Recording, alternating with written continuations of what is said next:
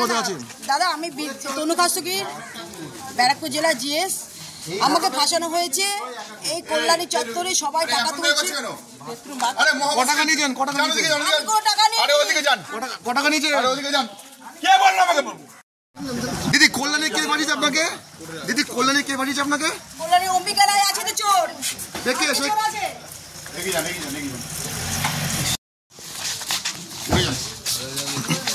দিদি এমনি থেকে কত টাকা নিয়েছেন? পাত্রের চাল, এগুলো ফাল্গুনি পাত্রের চাল, ঠিক আছে?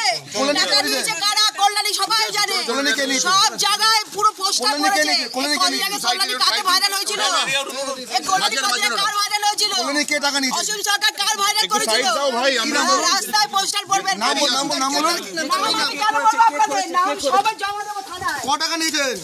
টাকা আমি নিইনি এক পয়সাও। আমি কেন টাকা নেবো? আমি টাকা লোককে দিই, আমি কারোর কাছে টাকা নিই না। আপনি কি কাজ করেন? বিষয়টা হচ্ছে তনু কাস্তগীর হচ্ছে ব্যারাকপুর সাংগঠনিক জেলা মহিলা মোর্চার সাধারণ সম্পাদিকা। ওর সঙ্গে আমরা দেখেছি বিভিন্ন সময়ে প্রধানমন্ত্রী শ্রমিক ভট্টাচার্য, অর্জুন সিং, সৌমিত্র খা, তারপরে এই যে মন্ত্রী হচ্ছে শিক্ষা দপ্তরের যে হাফ মন্ত্রী হচ্ছে সুকান্ত মজুমদার, জগন্নাথ সরকার, এদের আমি বিভিন্ন সময় আমি ছবি দেখেছি। বিষয়টা হচ্ছে আপনারা চিট ফান্ডের নাম শুনেছেন তো? এরা হচ্ছে চিট ফান্ড সিস্টেমে আছে।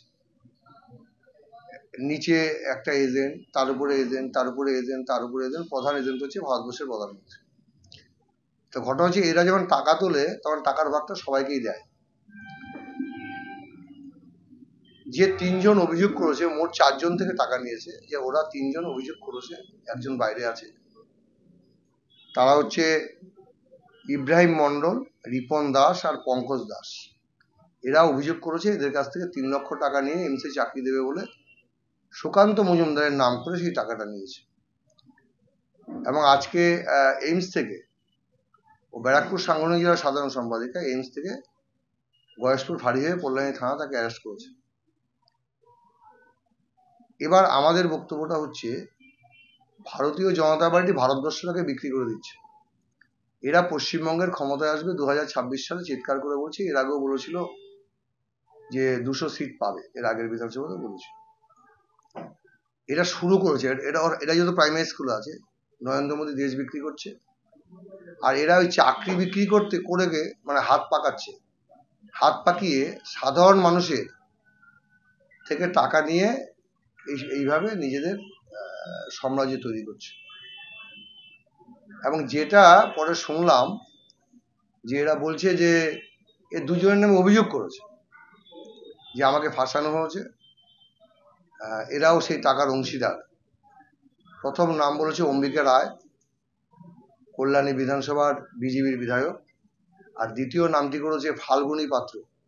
আপনারা জানেন ফাল্গুনি পাত্র হচ্ছে রাজ্য বিজেপি যে মহিলা সেল যে আছে বিজেপি, তার সভানেত্রী। এই দুজনের নাম পরিষ্কারভাবেই সে বলেছে যে এই দুজন যুক্ত। এতেই বোঝা যাচ্ছে যেহেতু ও টাকাটা তুলেছে সুকান্ত মজুমদারের নামে, তাহলে মন্ত্রী থেকে, কেন্দ্রীয় মন্ত্রী থেকে শুরু করে কল্যাণীর বিধায়ক এবং রাজ্যের সভানেত্রী বিজেপি মোর্চার, তারা সকলে মিলে যুক্ত। অর্থাৎ বিজেপি একটা চোরের দল, বিজেপি একটা লুটের দল, বিজেপি একটা সাম্প্রদায়িক দল। অর্থাৎ এই বিজেপির বিরুদ্ধে তৃণমূল কংগ্রেসে, আমাদের সর্বভারতীয় তৃণমূল কংগ্রেসের সভানেত্রী মমতা বন্দ্যোপাধ্যায় এবং আমাদের সেনাপতি অভিষেক বন্দ্যোপাধ্যায়ের বিরুদ্ধে আমরা এই আন্দোলন জারি রেখেছি। এবং বাংলা গঠনের জন্য আগামী বিধানসভা নির্বাচনেও আপনার সাথে চিন্তা ভাবনা করে আপনাদের মূল্যবান ভোটটা আপনার। একটা বিষয়, বারবার এমসে চাকরি দেওয়ার নাম করে দুর্নীতির অভিযোগ এর আগেও বঙ্কিম ঘোষ লিখেছিলেন এবং বাঁকুড়ার বিধায়ক তারও নাম উঠে এসেছিল। সেক্ষেত্রে বারবার এমসে নামে বিজেপি নাম উঠে আসছে, এদের তৃণমূলের